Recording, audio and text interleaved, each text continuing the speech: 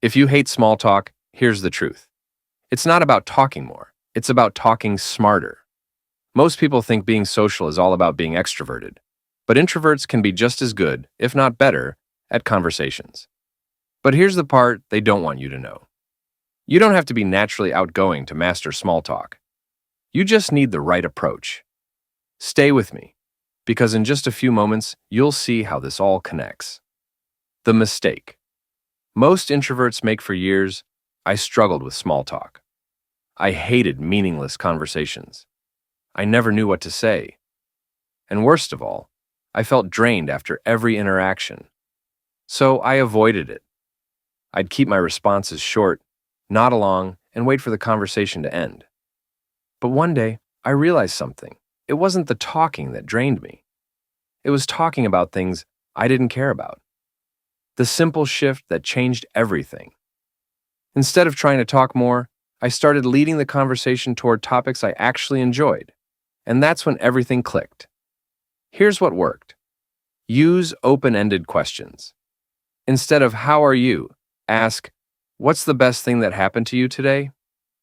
Look for shared interests. Find a topic that excites both of you. Give personal responses.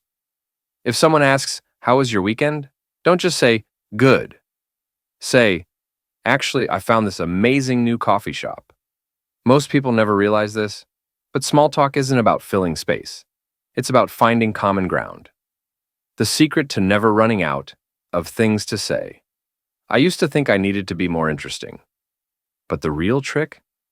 Be interested. People love talking about themselves. If you show genuine curiosity, the conversation will never feel forced. Try this. Instead of stressing over what to say next, focus on what the other person is saying. Ask follow-up questions. "That's interesting. What made you get into that?" React with energy. If someone shares something exciting, match their enthusiasm. The more I did this, the easier conversations became. The proof?